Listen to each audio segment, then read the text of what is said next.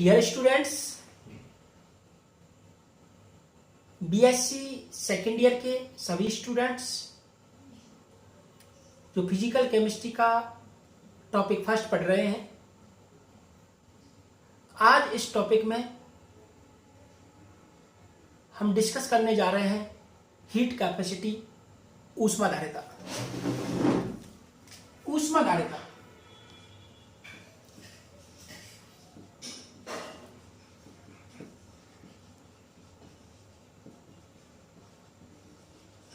Heat capacity,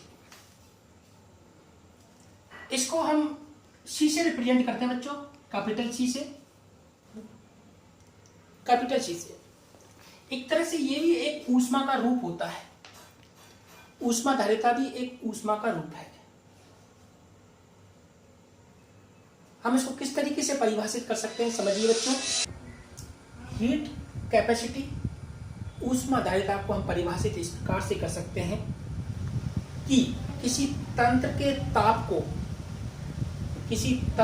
ताप को 1 degree centigrade 1 degree centigrade बढ़ाने के लिए आवश्यक ऊष्मा का मान ऊष्माधारिता कहलाता है। दोबारा सुने बच्चों, किसी तंत्र के ताप को 1 डिग्री सेल्सियस बढ़ाने के लिए आवश्यक ऊष्मा का मान ऊष्माधारिता, हीट कैपेसिटी कहलाता है। ऊष्माधारिता इस तरीके से, ऊष्माधारिता को इस तरीके से रिप्रेजेंट कर सकते हैं, C D Q upon D T, D Q upon D T. इस तरीके से इसको रिप्रेजेंट हम कर सकते हैं, D Q upon D T, यानी ऊष्मा में ताप के साथ परिवर्तन की दर ऊष्माधारिता कहलाती है। ऊष्माधारिता हम 2 टाइप्स की पढ़ेंगे, 2 टाइप्स ऑफ हीट कैपेसिटी।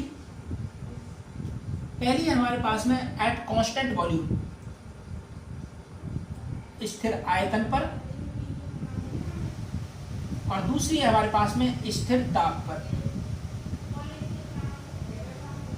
स्थिर दाब पर,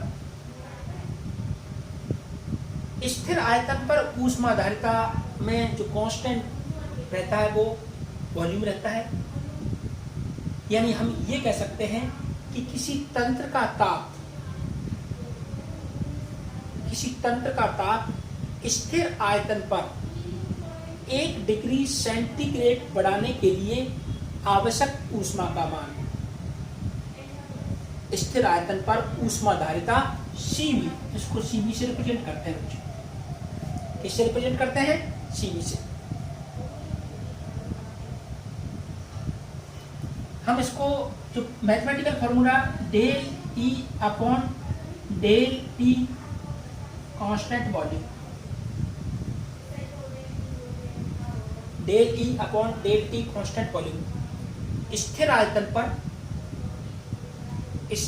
पर आंतरिक ऊर्जा में ताप के साथ परिवर्तन की दर, स्थिर आयतन पर ऊष्माधारिता Cv कहलाती है। ये भी इसकी एक परिभाषा है। स्थिर आयतन पर आंतरिक ऊर्जा में ताप के साथ परिवर्तन की दर, स्थिर आयतन पर ऊष्माधारिता Cv कहलाती है। अब बच्चों, स्थिर दाब पर एट कांस्टेंट प्रेशर, ये कहलाता है Cp। ये है del H upon del T constant pressure. इसकी डेफिनेशन इस तरीके से हम दे सकते हैं, स्थिर दाब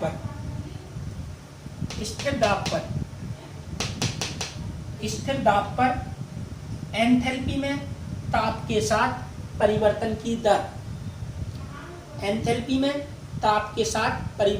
दर, स्थिर दाब पर ऊष्माधारिता Cp कहलाता है।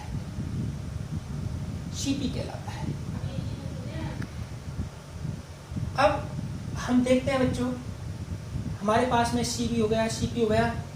यहाँ पर इनकी जो डेफिनेशन है वो एग्जाम में पूछी जाती है। ये फॉर्मूले भी बहुत काम में आते हैं, लेकिन जो मेन क्वेश्चन एग्जाम में आता है वो है thermodynamics relation between Cp and Cv, यानी Cp व Cv में ऊष्मागतिकी संबंध। Cp व Cv में ऊष्मागतिकी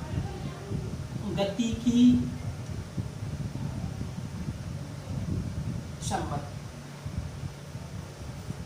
यहां से क्वेश्चन जरूर आता है बच्चों और बहुत महत्वपूर्ण है। सबसे पहले हम Cp व Cv की परिभाषा से, Cv बराबर हमारे पास में है del E upon del T constant volume, और Cp है बच्चों del H upon del T constant pressure. दोनों को हम सामूहिक रूप से इक्वेशन नंबर फर्स्ट दे देते हैं।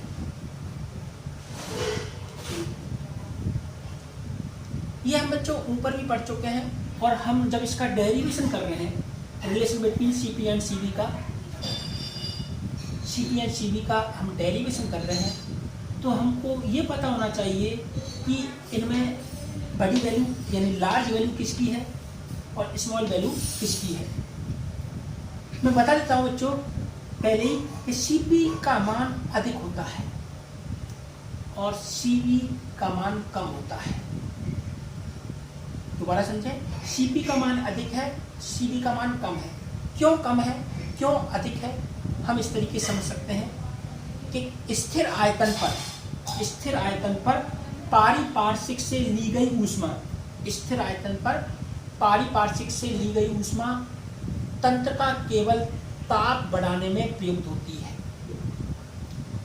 समझे बच्चों, स्थिर आयतन पर पारिपार्श्विक यानी सराउंडिंग से ली गई ऊष्मा तंत्र का ताप बढ़ाने में प्रयुक्त होती है,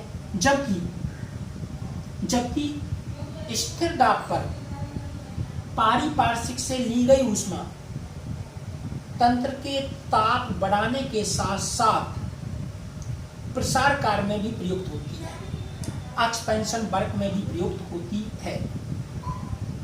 और प्रसार कार्य क्या होता है बच्चों, आयतन वृद्धि, यानी एक तरह से हम कह सकते हैं कि ताप बढ़ाने के साथ साथ आयतन में भी वृद्धि होती है, इसलिए Cp का मान अधिक होता है। अतः Cp minus Cv is equal to del H upon del T constant pressure minus del E upon del T constant volume. Question number 2। यहां तक किसी कोई परेशानी है बच्चों? नो परेशानी, कोई परेशानी नहीं।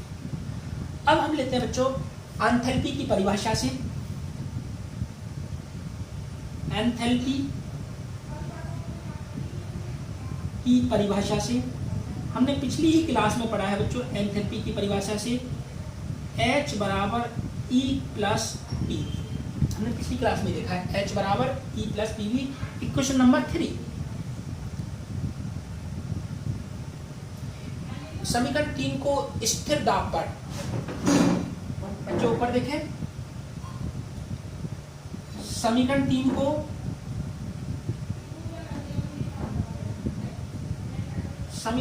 को स्थिर दाब पर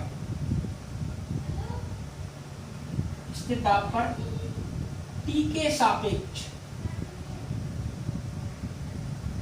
सापेक्ष अवकलित करने पर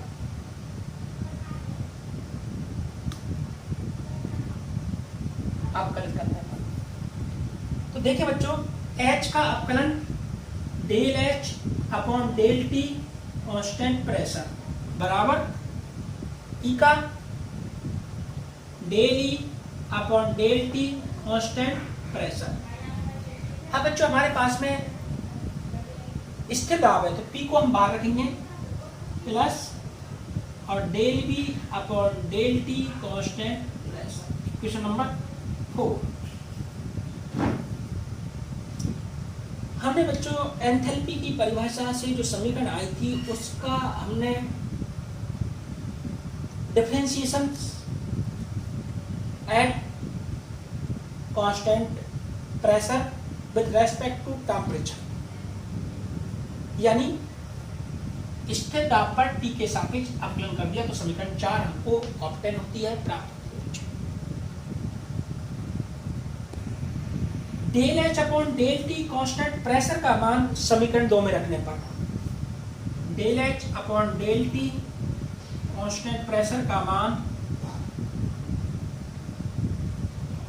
समीकरण 2 में रखने पर, तो समीकरण 2 हमारे पास में बच्चों Cp माइनस Cv बराबर del H upon del T constant pressure की जगह हमने रखी है बच्चों del E upon del T constant pressure plus P del B upon del T constant pressure, और रिमेनिंग हमारे पास में minus del E upon del T constant volume. तो बच्चों इस तरीके से हमारे पास में इक्वेशन नंबर 5 हमको प्राप्त हो जाती है, ऑब्टेन हो जाती है।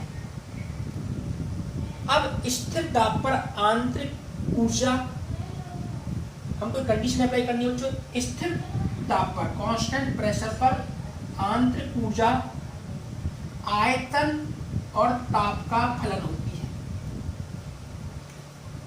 स्थिर दाब पर आंतरिक ऊर्जा आयतन और टेम्परेचर का फंक्शन है बच्चों। तंत्र की ऊर्जा परिवर्तन के लिए इस समीकरण को इस तरीके से लिख सकते हैं, तंत्र की ऊर्जा परिवर्तन के लिए, तंत्र की ऊर्जा परिवर्तन के लिए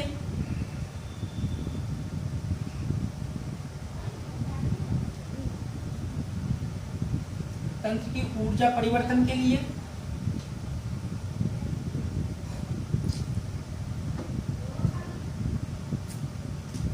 ऊर्जा परिवर्तन के लिए इस तरीके से हमारे पास में समीकरण थी E बराबर ई वी टी, ऊर्जा परिवर्तन डी ई बराबर del E upon del V constant temperature D V. इसके रेफरेंस में इंटरनल एनर्जी में चेंज हो रहा है, वॉल्यूम के रेफरेंस में, plus del E upon del T constant volume D T. Equation number 6 बच्चों।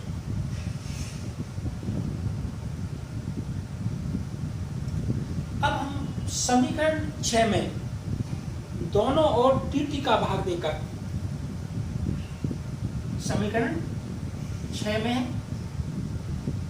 दोनों ओर dt का भाग देकर स्थिर दाब की शर्त लगाने पर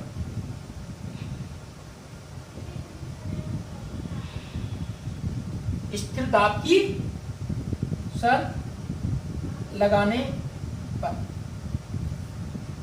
तो हम बच्चों समीकरण 6 को इस तरीके से लिख सकते हैं, del E upon del T constant P,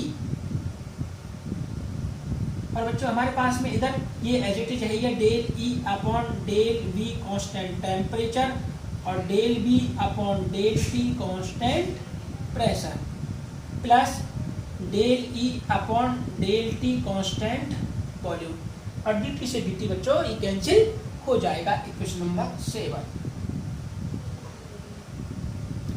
अब बच्चों del E upon del T constant pressure का मान समीकरण 5 में पुट करने पर del E upon del T constant pressure का मान समीकरण नंबर 5 में पुट करने पर, तो समीकरण 5 को देखें बच्चों, Cp माइनस Cv बराबर del E upon del T constant pressure की जगह ये वैल्यू रख देंगे बच्चों, क्या वैल्यू है, del E del V constant temperature del V del T constant pressure plus del E upon del T constant volume. ये तो वैल्यू है del E upon del T constant pressure की बच्चों, और हमारे पास में रिमेनिंग क्या है, P del B upon del T constant pressure minus del E upon del T constant volume. अब बच्चों हमको इसमें से कुछ कॉमन लेना है और कुछ कैंसिल आउट करना है।